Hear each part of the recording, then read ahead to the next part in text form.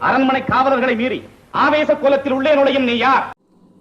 புறாவுக்கு உடல் தந்து புகழ்பெற்ற மன்னவனின் வரலாற்றை, தேர்காலில் மகனையிட்டு நியாயம் காத்த மனுநீதி சோழனது பெருங்கதையை, நீதியின் இலக்கணமாய் பெற்று பெருமை கொண்ட திருமாவளவன் கரிகாலன் சோழனது பூம்புகாரே எனது ஊர், பெருவணிகன் மாசாத்துவானின் மருமகள். என் பெயர் கண்ணகி. உன் முறையீடு என்னவோ?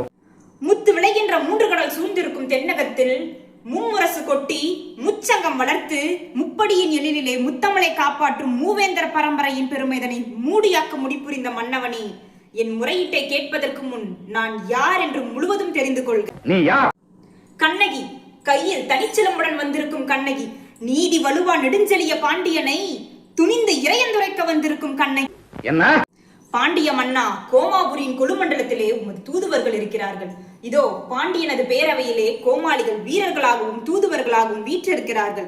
கடல் கடந்து கொடிகட்டி ஆளுகின்றாய். அந்த கொடிக்கம்பம் முறிந்து விழ அயல் நாட்டார் இகழ்ந்துரைக்க உமது அவசர தீர்ப்புக்கு ஆளாகி கொலையுண்ட கோவலன் மனைவி கண்ணகி நான் என்பதையும் அறிந்திடுக அரசே, அறிந்திடுக. ஓ, கோவலன் மனைவி. கோவலன் மனைவி சிலம்பு திருடிய கள்வனின். போதும், யாகாவராயினும் நாக்காக்க மன்னா, நாக்காக்க. யார் கல்வர்? என் கணவரா கல்வர்? இல்லை, அவரை கல்வன் என்று குற்றம் சாட்டிய கயவர்களே கல்வர்கள்.